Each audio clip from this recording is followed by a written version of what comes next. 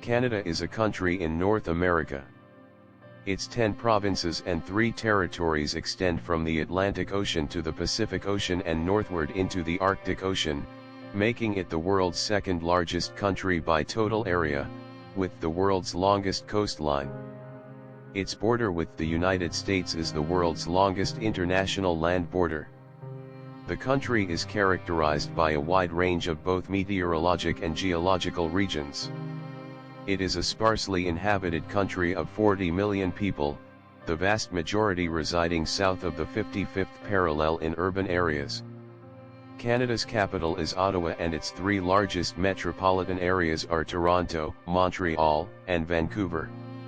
Indigenous peoples have continuously inhabited what is now Canada for thousands of years. Beginning in the 16th century, British and French expeditions explored and later settled along the Atlantic coast. As a consequence of various armed conflicts, France ceded nearly all of its colonies in North America in 1763. In 1867, with the union of 3 British North American colonies through Confederation, Canada was formed as a federal dominion of 4 provinces. This began an accretion of provinces and territories and a process of increasing autonomy from the United Kingdom, highlighted by the Statute of Westminster, 1931, and culminating in the Canada Act 1982, which severed the vestiges of legal dependence on the Parliament of the United Kingdom. Canada is a parliamentary democracy and a constitutional monarchy in the Westminster tradition. The country's head of government is the Prime Minister, who holds office by virtue of their ability to command the confidence of the elected House of Commons and is called upon by the Governor-General, representing the monarch of Canada, the head of state. The country is a Commonwealth realm and is officially bilingual in the federal jurisdiction. It is very highly ranked in international measurements of government transparency, quality of life, economic competitiveness, innovation, education, and gender equality. It is one of the world's most ethnically diverse and multicultural nations, the product of large-scale immigration. Canada's long and complex relationship with the United States has had a significant impact on its history, economy, and culture. A developed country, Canada has a high nominal per capita income globally and its advanced economy ranks among the largest in the world, relying chiefly upon its abundant natural resources and well-developed international trade networks. Canada is recognized as a middle power for its role in international affairs, with a tendency to pursue multilateral and international solutions. Canada's peacekeeping role during the 20th century has had a significant influence on its global image. Canada is part of multiple international organizations and forums. History. Indigenous peoples. The first inhabitants of North America are generally hypothesized to have migrated from Siberia by way of the Bering Land Bridge and arrived at least 14,000 years ago. The Paleo-Indian archaeological sites at Old Crow Flats and Bluefish Caves are 2 of the oldest sites of human habitation in Canada. The characteristics of indigenous societies included permanent settlements, agriculture, complex societal hierarchies, and trading networks. Some of these cultures had collapsed by the time European explorers arrived in the late 15th and early 16th centuries and have only been discovered through archaeological investigations. Indigenous peoples in present-day Canada include the First Nations, Inuit, and Métis, the last being of mixed descent who originated in the mid-17th century when First Nations people married European settlers and subsequently developed their own identity. The indigenous population at the time of the first European settlements is estimated to have been between 200,000 and 2 million, with a figure of 500,000 accepted by Canada's Royal Commission on Aboriginal Peoples. As a consequence of European colonization, the indigenous population declined by 40 to 80% and several First Nations, such as the Beothuk, disappeared. The decline is attributed to several causes, including the transfer of European diseases, such as influenza, measles, and smallpox, to which they had no natural immunity, conflicts over the fur trade, conflicts with the colonial authorities and settlers, and the loss of indigenous lands to settlers and the subsequent collapse of several nations' self-sufficiency. Although not without conflict, European Canadians' early interactions with First Nations and Inuit populations were relatively peaceful. First Nations and Métis peoples played a critical part in the development of European colonies in Canada, particularly for their role in assisting European coureurs de bois and voyageurs in their explorations of the continent during the North American fur trade. These early European interactions with First Nations would change from friendship and peace treaties to the dispossession of indigenous lands through treaties. From the late 18th century, European Canadians forced indigenous peoples to assimilate into a Western Canadian society. These attempts reached a climax in the late 19th and early 20th centuries with forced integration through state-funded boarding schools, healthcare segregation, and displacement. A period of redress began with the formation of the Truth and Reconciliation Commission of Canada by the Government of Canada in 2008. This included recognition of past colonial injustices and settlement agreements and betterment of racial discrimination issues, such as addressing the plight of missing and murdered Indigenous women. European colonization. It is believed that the first documented European to explore the east coast of Canada was Norse explorer Leif Erikson. In approximately 1000 AD, the Norse built a small short-lived encampment that was occupied sporadically for perhaps 20 years at Lance Auxiliary Meadows on the northern tip of Newfoundland. No further European exploration occurred until 1497, when seafarer John Cabot explored and claimed Canada's Atlantic coast in the name of Henry VII of England. In 1534, French explorer Jacques Cartier explored the Gulf of St. Lawrence where, on July 24, he planted a 10-meter cross bearing the words, "Long live the King of France," and took possession of the territory New France in the name of King Francis I.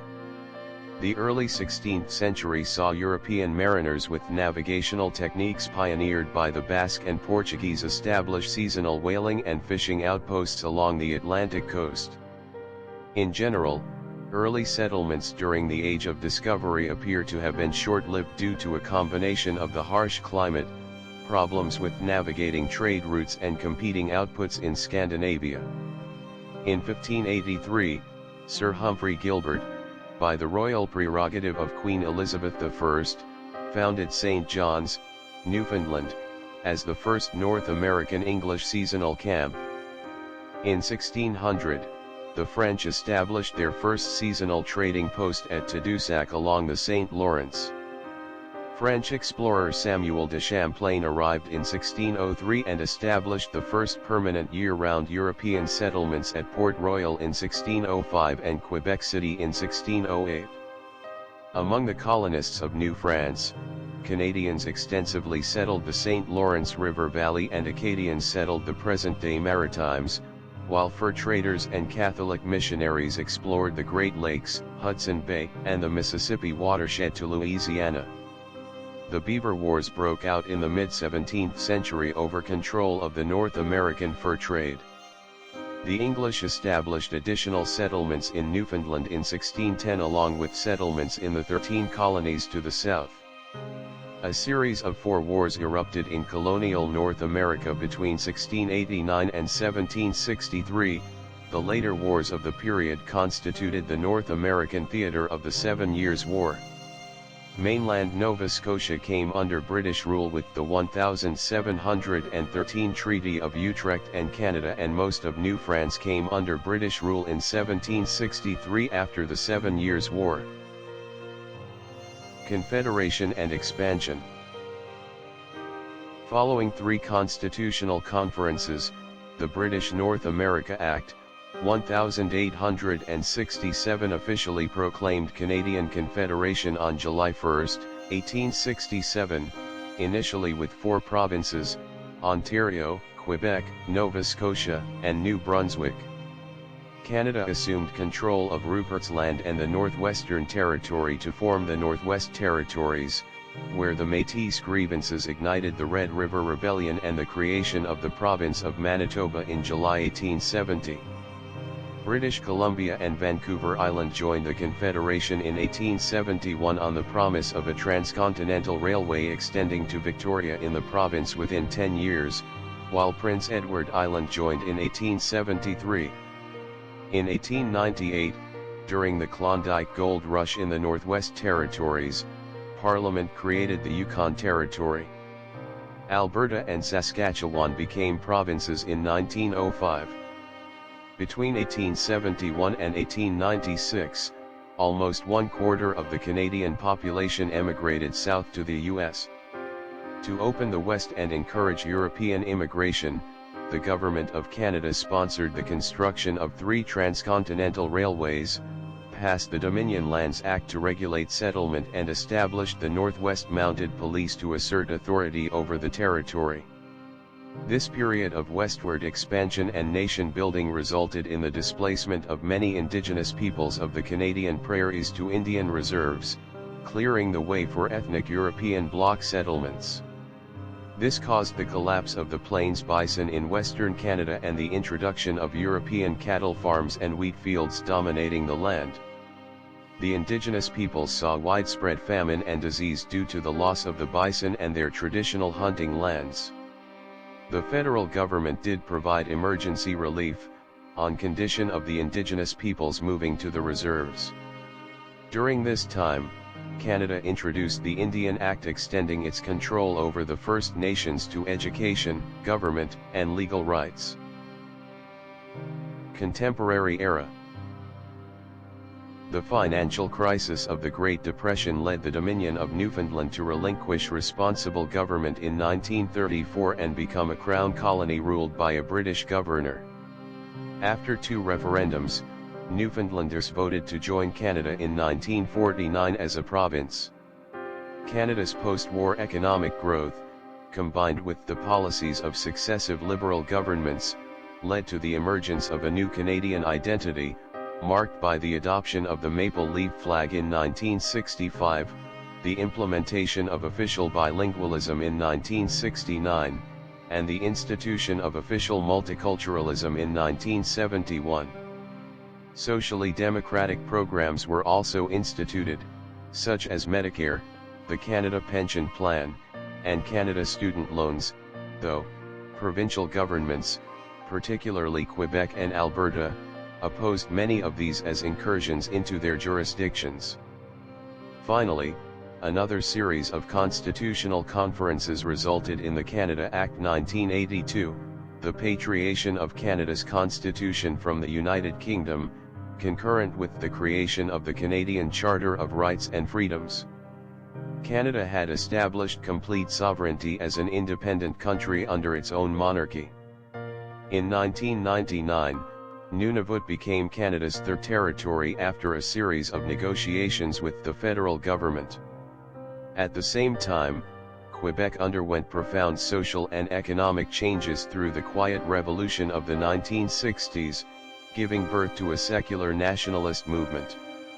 The Radical Front de Liberation du Québec ignited the October Crisis with a series of bombings and kidnappings in 1970, and the Souverainist Parti Québécois was elected in 1976, organizing an unsuccessful referendum on sovereignty association in 1980. Attempts to accommodate Quebec nationalism constitutionally through the Meech Lake Accord failed in 1990. This led to the formation of the Bloc Québécois in Quebec and the invigoration of the Reform Party of Canada in the West.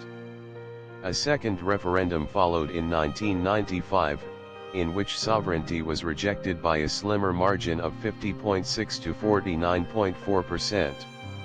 In 1997, the Supreme Court ruled unilateral secession by a province would be unconstitutional, and the Clarity Act was passed by Parliament, outlining the terms of a negotiated departure from Confederation. In addition to the issues of Quebec sovereignty, a number of crises shook Canadian society in the late 1980s and early 1990s.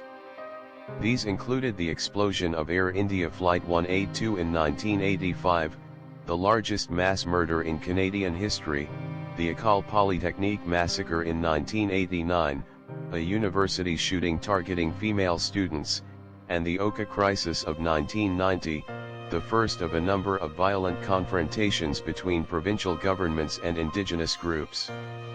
Canada also joined the Gulf War in 1990 as part of a United States-led coalition force and was active in several peacekeeping missions in the 1990s, including the UNPROFOR mission in the former Yugoslavia. Canada sent troops to Afghanistan in 2001 but declined to join the United States-led invasion of Iraq in 2003.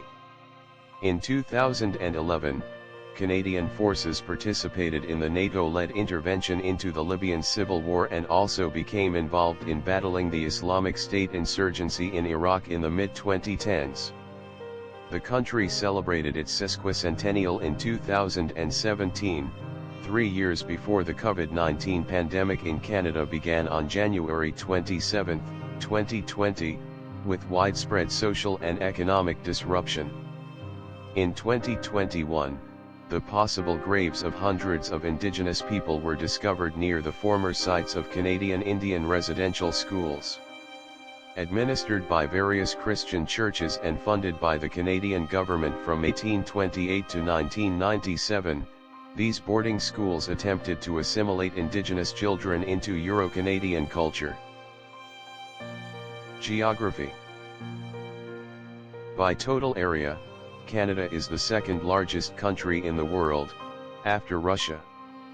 By land area alone, Canada ranks fourth, due to having the world's largest area of freshwater lakes.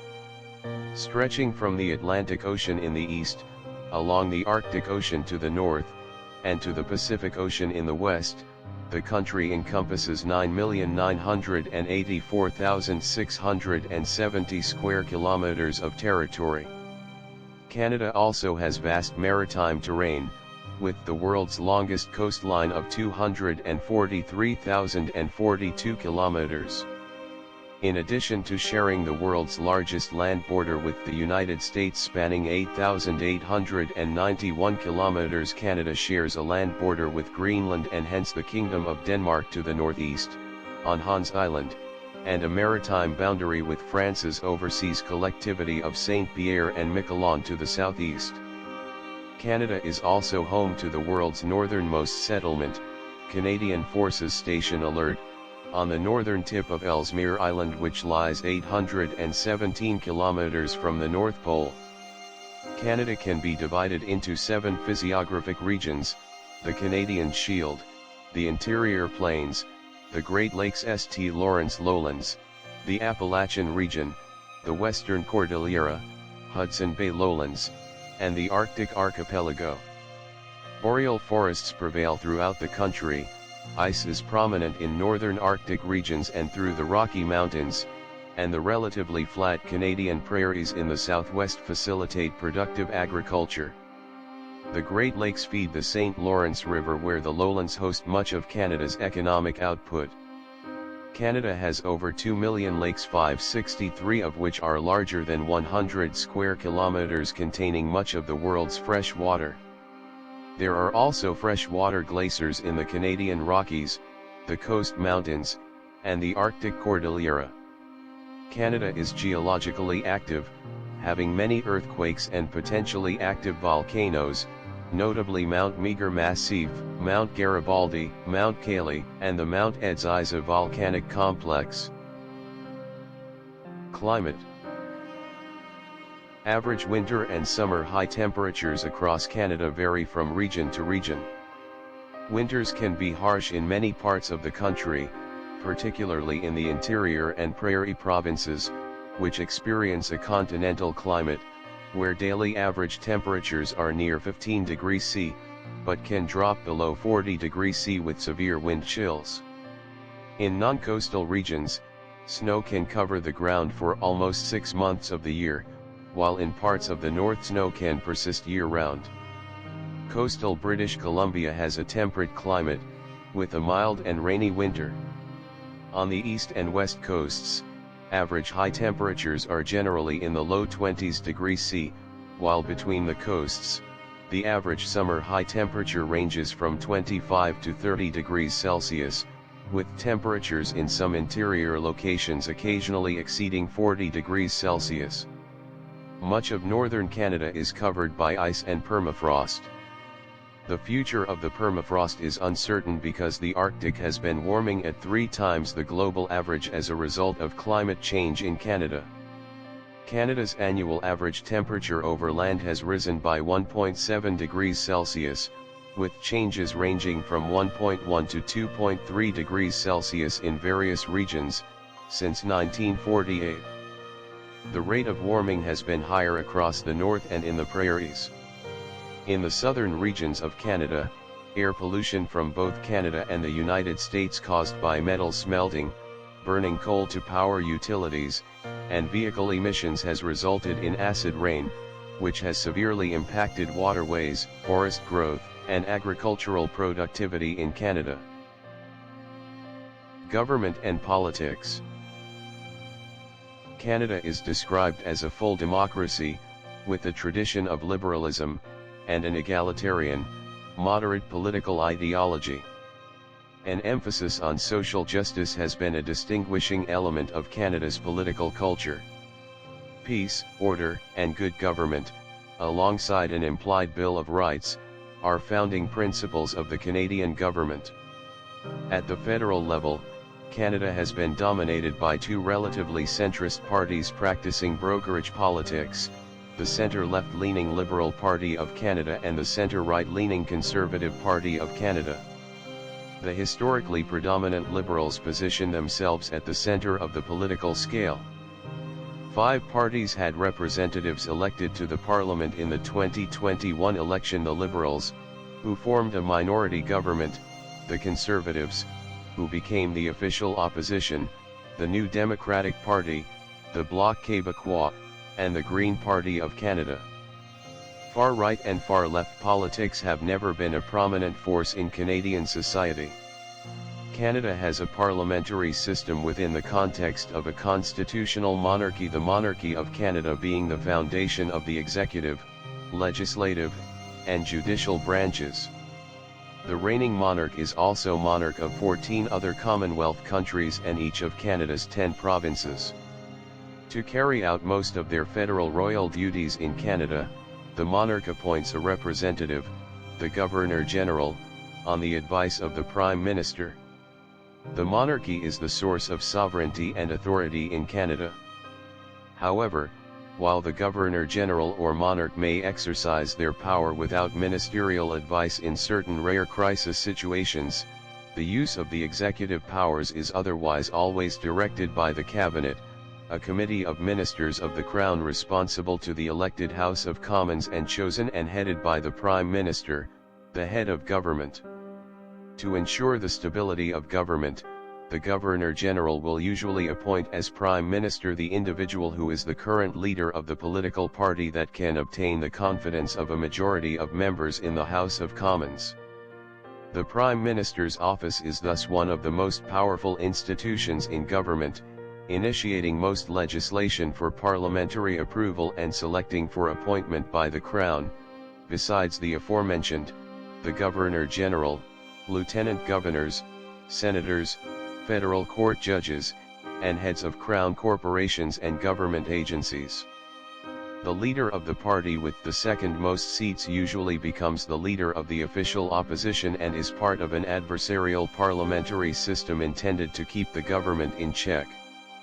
The Parliament of Canada passes all statute laws within the federal sphere. It comprises the monarch, the House of Commons, and the Senate. While Canada inherited the British concept of parliamentary supremacy, this was later, with the enactment of the Constitution Act, 1982, all but completely superseded by the American notion of the supremacy of the law. Each of the 338 members of Parliament in the House of Commons is elected by simple plurality in an electoral district or riding. The Constitution Act, 1982, requires that no more than 5 years pass between elections, although the Canada Elections Act limits this to 4 years with a fixed election date in October. General elections still must be called by the Governor-General and can be triggered by either the advice of the Prime Minister or a lost confidence vote in the House. The 105 members of the Senate, whose seats are apportioned on a regional basis, serve until age 75. Canadian federalism divides government responsibilities between the federal government and the 10 provinces. Provincial legislatures are unicameral and operate in parliamentary fashion similar to the House of Commons.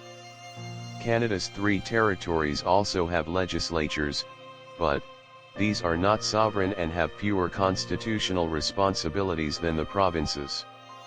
The territorial legislatures also differ structurally from their provincial counterparts. The Bank of Canada is the central bank of the country. The Minister of Finance and Minister of Innovation, Science, and Industry use the Statistics Canada Agency for financial planning and economic policy development.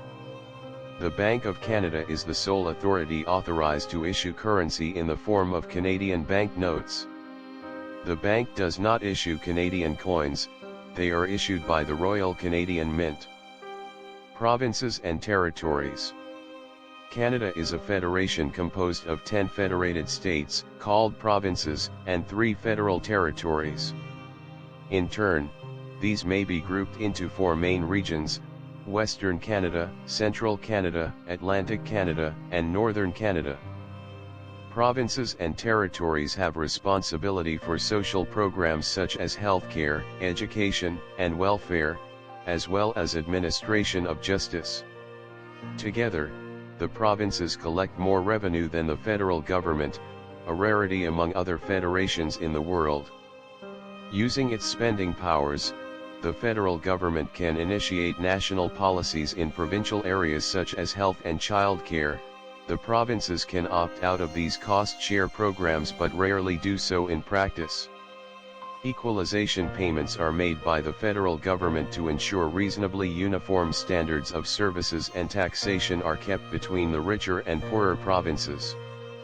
The major difference between a Canadian province and a territory is that provinces receive their sovereignty from the Crown and power and authority from the Constitution Act, 1867, whereas territorial governments have powers delegated to them by the Parliament of Canada and the commissioners represent the King in his federal council, rather than the monarch directly. The powers flowing from the Constitution Act, 1867, are divided between the federal government and the provincial governments to exercise exclusively, and any changes to that arrangement require a constitutional amendment, while changes to the roles and powers of the territories may be performed unilaterally by the Parliament of Canada. Economy. Canada has a highly developed mixed market economy, with the world's 9th largest economy as of 2023, and a nominal GDP of approximately US $2.221 trillion. It is one of the world's largest trading nations, with a highly globalized economy. In 2021, Canadian trade in goods and services reached $2.016 trillion. Canada's exports totaled over $637 billion, while its imported goods were worth over $631 billion, of which approximately $391 billion originated from the United States. In 2018, Canada had a trade deficit in goods of $22 billion and a trade deficit in services of $25 billion. The Toronto Stock Exchange is the 9th largest stock exchange in the world by market capitalization, listing over 1,500 companies with a combined market capitalization of over US $2 trillion. Canada has a strong cooperative banking sector, with the world's highest per capita membership in credit unions. It ranks low in the Corruption Perceptions Index and is widely regarded as among the least corrupt countries of the world. It ranks high in the Global Competitiveness Report and Global Innovation Index. Canada's economy ranks above most Western nations on the Heritage Foundation's Index of Economic Freedom and experiences a relatively low level of income disparity. The country's average household disposable income per capita is well above the OECD average. Canada ranks among the lowest of the most developed countries for housing affordability and foreign direct investment. Since the early 20th century, the growth of Canada's manufacturing, mining, and service sectors has transformed the nation from a largely rural economy to an urbanized, industrial one. Like many other developed countries, the Canadian economy is dominated by the service industry, which employs about 3/4 of the country's workforce. Among developed countries, Canada has an unusually important primary sector, of which the forestry and petroleum industries are the most prominent components. Many towns in northern Canada, where agriculture is difficult, are sustained by nearby mines or sources of timber. Canada's economic integration with the United States has increased significantly since the Second World War. The Automotive Products Trade Agreement of 1965 opened Canada's borders to trade in the automobile manufacturing industry. The Canada-United States Free Trade Agreement of 1988 eliminated tariffs between the two countries, while the North American Free Trade Agreement expanded the free trade zone to include Mexico in 1994. As of 2023, Canada is a signatory to 15 free trade agreements with 51 different countries. Canada is one of the few developed nations that are net exporters of energy.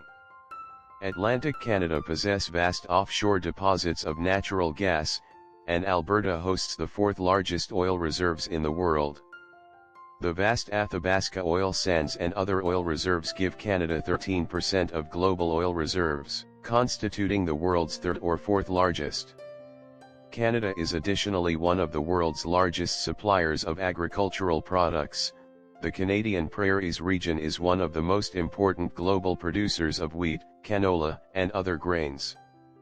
The country is a leading exporter of zinc, uranium, gold, nickel, platinoids, aluminum, steel, iron ore, coking coal, lead, copper, molybdenum, cobalt, and cadmium. Canada has a sizable manufacturing sector centered in southern Ontario and Quebec, with automobiles and aeronautics representing particularly important industries.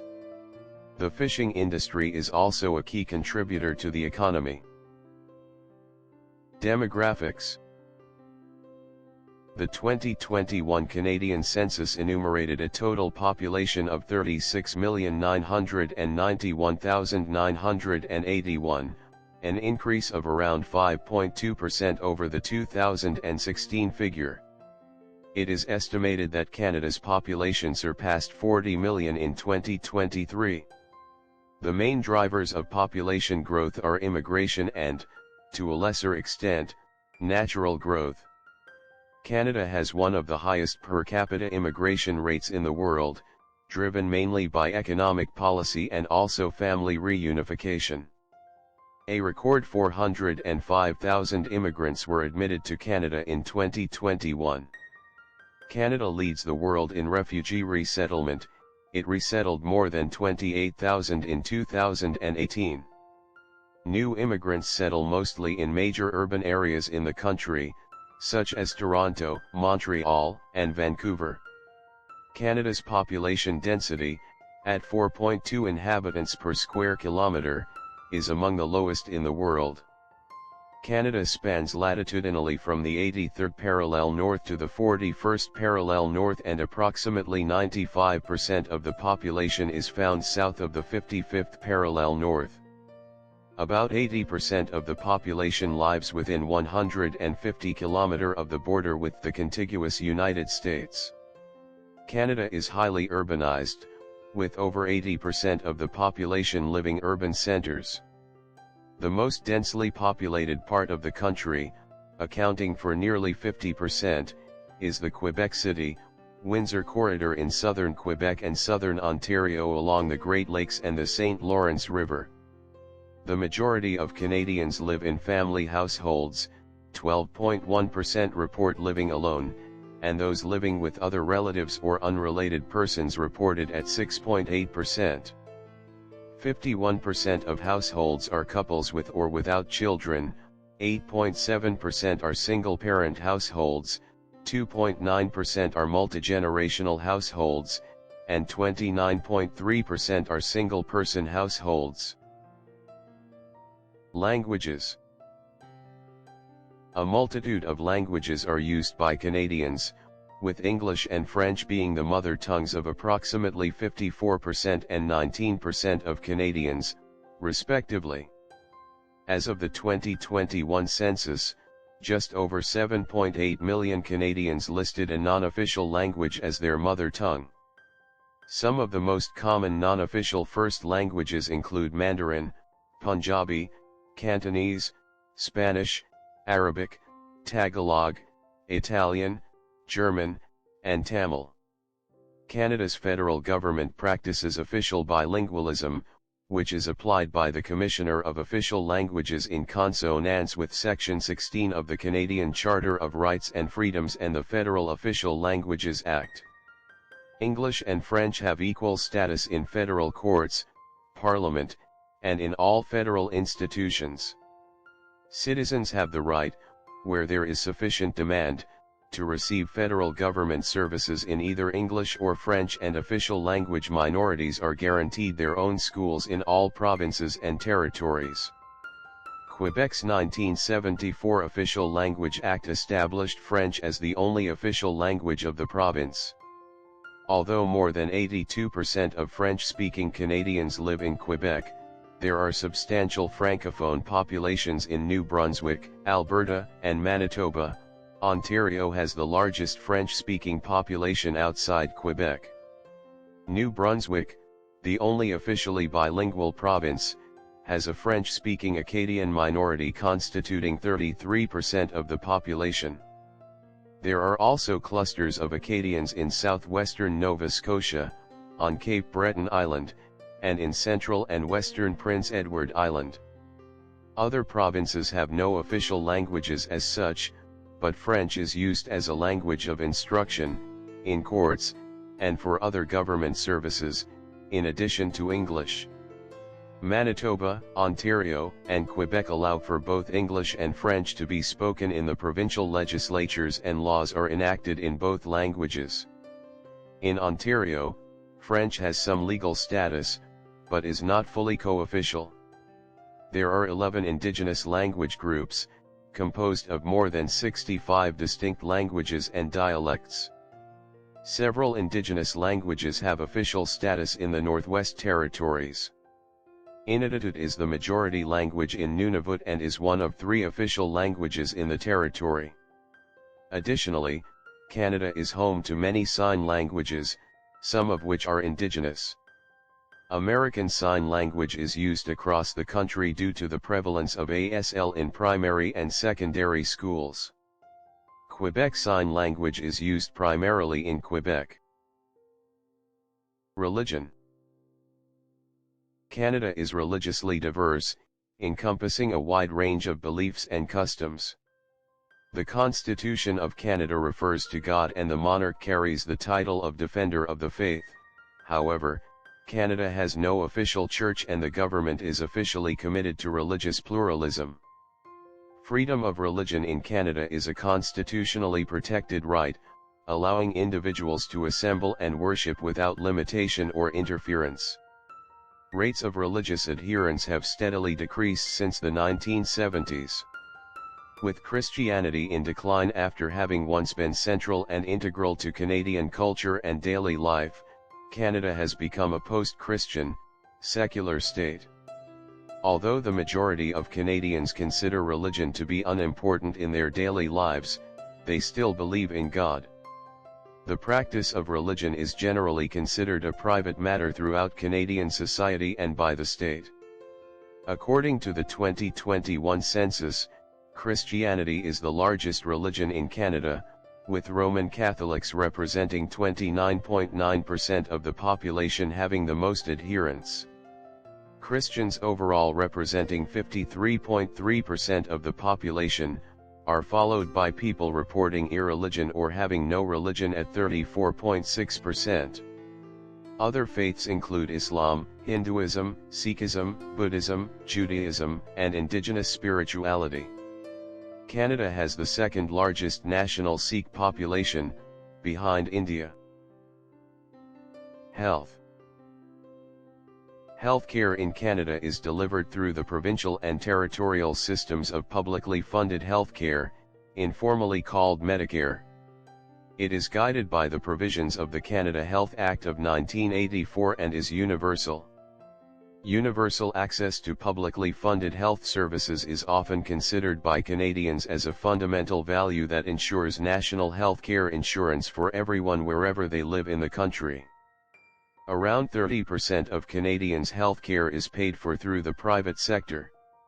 This mostly pays for services not covered or partially covered by Medicare, such as prescription drugs, dentistry, and optometry.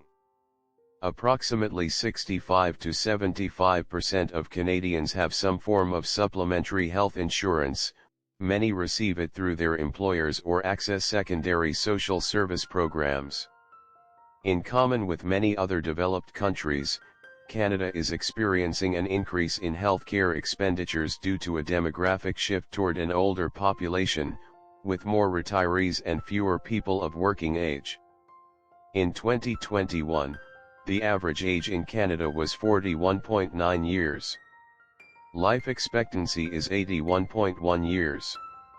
A 2016 report by the Chief Public Health Officer found that 88% of Canadians, one of the highest proportions of the population among G7 countries, indicated that they had good or very good health. 80% of Canadian adults self-report having at least one major risk factor for chronic disease: smoking, physical inactivity, unhealthy eating, or excessive alcohol use. Canada has one of the highest rates of adult obesity among OECD countries, contributing to approximately 2.7 million cases of diabetes. For chronic diseases, cardiovascular diseases, respiratory diseases, and diabetes account for 65% of deaths in Canada.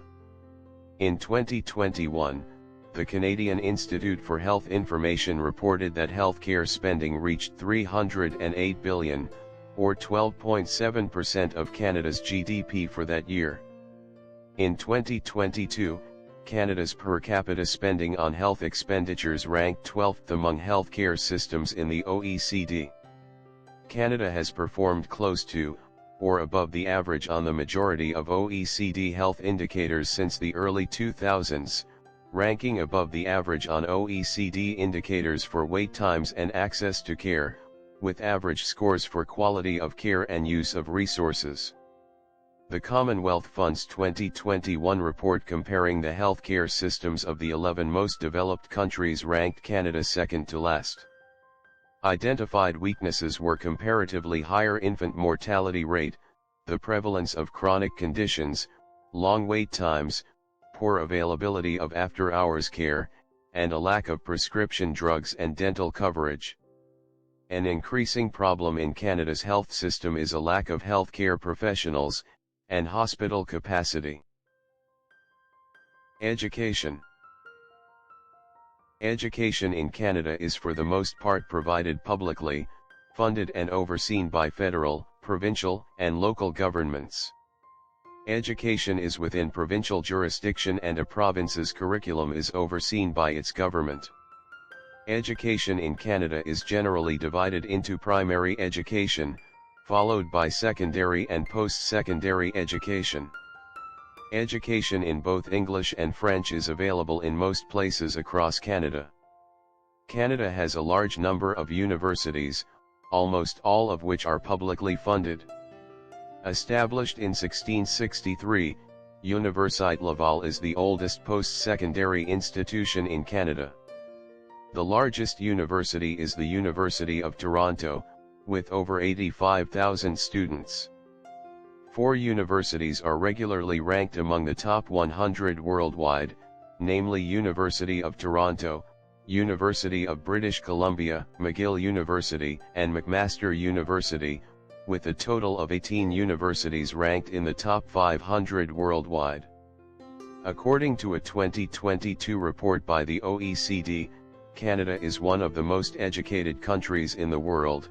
The country ranks first worldwide in the percentage of adults having tertiary education, with over 56% of Canadian adults having attained at least an undergraduate college or university degree.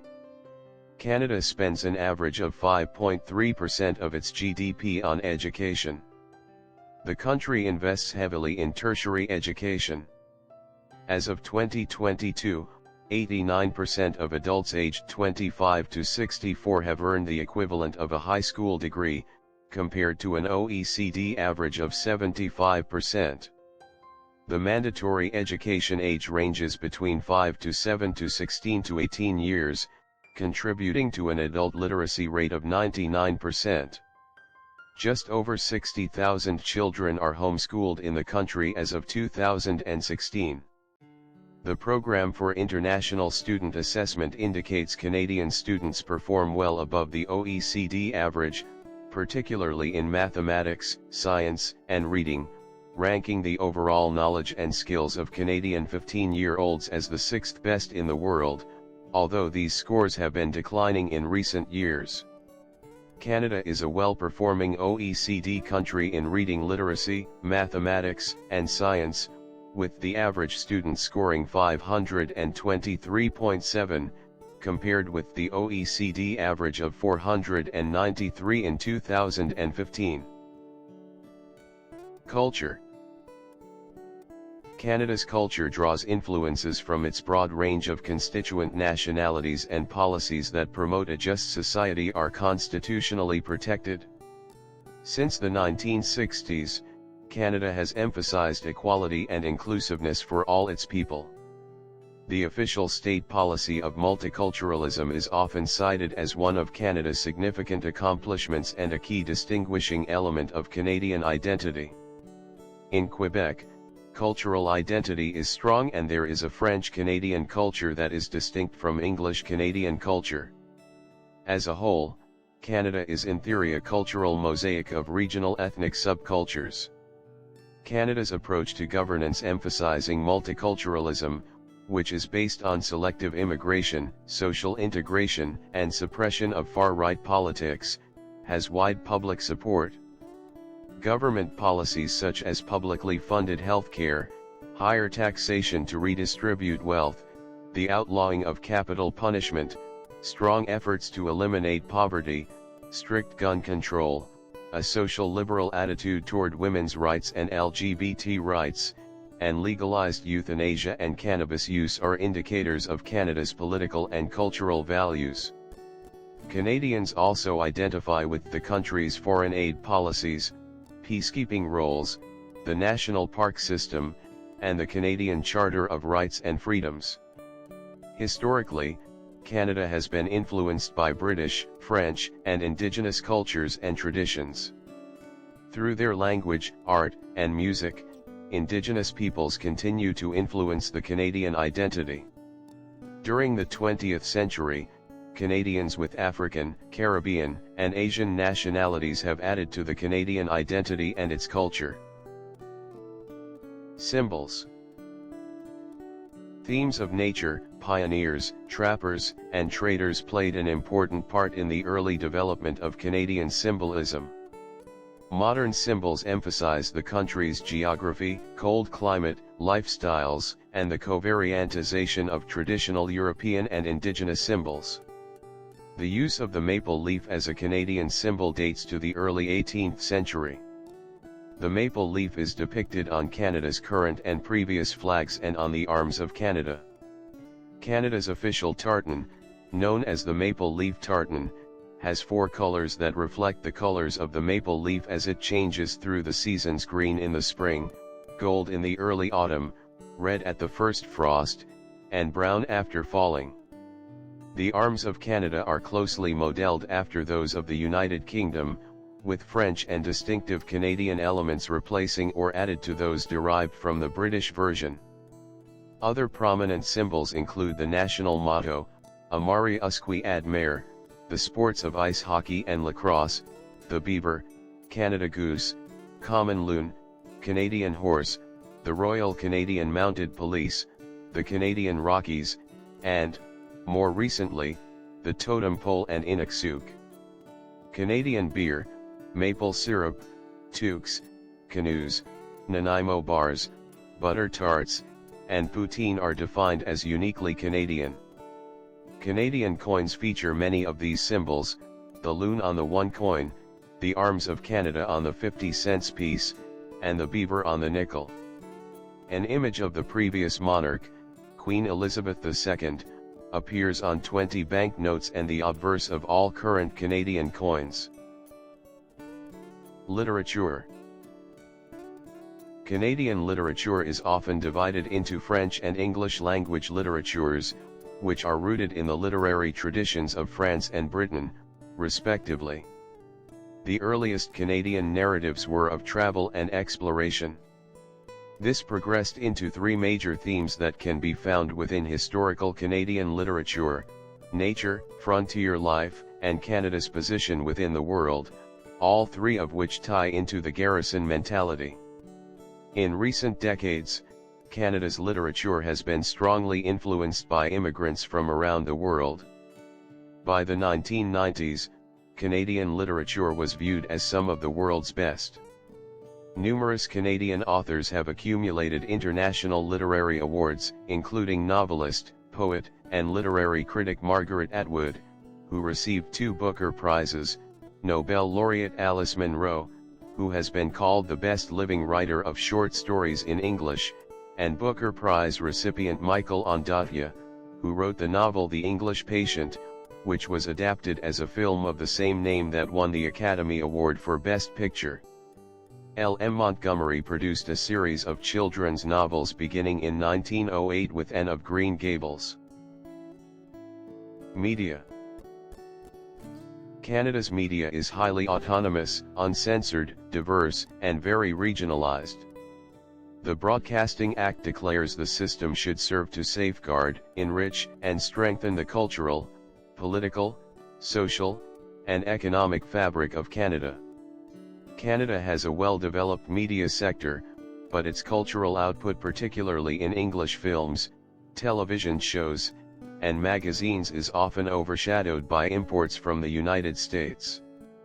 As a result, the preservation of a distinctly Canadian culture is supported by federal government programs, laws, and institutions such as the Canadian Broadcasting Corporation, the National Film Board of Canada, and the Canadian Radio, Television and Telecommunications Commission. Canadian mass media, both print and digital, and in both official languages, is largely dominated by a handful of corporations. The largest of these corporations is the country's national public broadcaster, the Canadian Broadcasting Corporation, which also plays a significant role in producing domestic cultural content, operating its own radio and TV networks in both English and French. In addition to the CBC, some provincial governments offer their own public educational TV broadcast services as well, such as TV Ontario and Tele-Quebec. Non-news media content in Canada, including film and television, is influenced both by local creators as well as by imports from the United States, the United Kingdom, Australia, and France. In an effort to reduce the amount of foreign-made media, government interventions in television broadcasting can include both regulation of content and public financing. Canadian tax laws limit foreign competition in magazine advertising. Visual arts. Art in Canada is marked by thousands of years of habitation by its Indigenous peoples, and, in later times, artists have combined British, French, Indigenous, and American artistic traditions, at times embracing European styles while working to promote nationalism. The nature of Canadian art reflects these diverse origins, as artists have taken their traditions and adapted these influences to reflect the reality of their lives in Canada. The Canadian government has played a role in the development of Canadian culture through the Department of Canadian Heritage, by giving grants to art galleries, as well as establishing and funding art schools and colleges across the country, and through the Canada Council for the Arts, the National Public Arts Funder, helping artists, art galleries, and periodicals, and thus contributing to the development of Canada's cultural works. Canadian visual art has been dominated by figures, such as painter Tom Thomson and the Group of Seven. The latter were painters with a nationalistic and idealistic focus, who first exhibited their distinctive works in May 1920. Though referred to as having 7 members, 5 artists Lauren Harris, A.Y. Jackson, Arthur Lismer, J.E.H. MacDonald, and Frederick Varley were responsible for articulating the group's ideas. They were joined briefly by Frank Johnston and commercial artist Franklin Carmichael.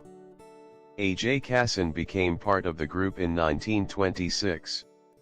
Associated with the group was another prominent Canadian artist, Emily Carr, known for her landscapes and portrayals of the indigenous peoples of the Pacific Northwest coast. Music. Canadian music reflects a variety of regional scenes. Canada has developed a vast music infrastructure that includes church halls, chamber halls, conservatories, academies, performing arts centers, record companies, radio stations, and television music video channels. Government support programs, such as the Canada Music Fund, assist a wide range of musicians and entrepreneurs who create, produce, and market original and diverse Canadian music. As a result of its cultural importance, as well as government initiatives and regulations, the Canadian music industry is one of the largest in the world, producing internationally renowned composers, musicians, and ensembles. Music broadcasting in the country is regulated by the CRTC.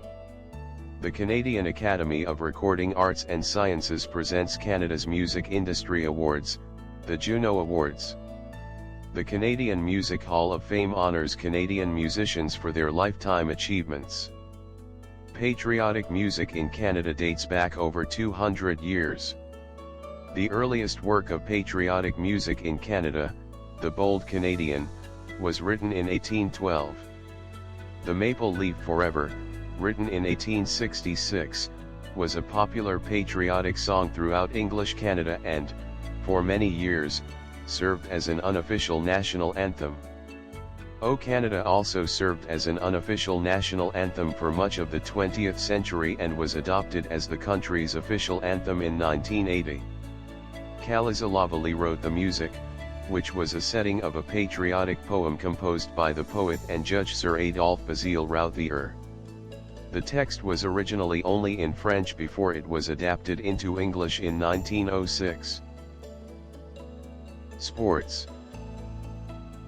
The roots of organized sports in Canada date back to the 1770s, culminating in the development and popularization of the major professional games of ice hockey, lacrosse, curling, basketball, baseball, soccer, and Canadian football. Canada's official national sports are ice hockey and lacrosse. Other sports such as golf, volleyball, skiing, cycling, swimming, badminton, tennis, bowling, and the study of martial arts are all widely enjoyed at the youth and amateur levels.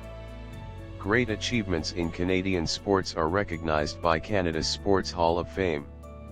There are numerous other sport halls of fame in Canada, such as the Hockey Hall of Fame. Canada shares several major professional sports leagues with the United States. Canadian teams in these leagues include 7 franchises in the National Hockey League, as well as 3 Major League Soccer teams and 1 team in each of Major League Baseball and the National Basketball Association. Other popular professional competitions include the Canadian Football League, National Lacrosse League, the Canadian Premier League, and the various curling tournaments sanctioned and organized by Curling Canada.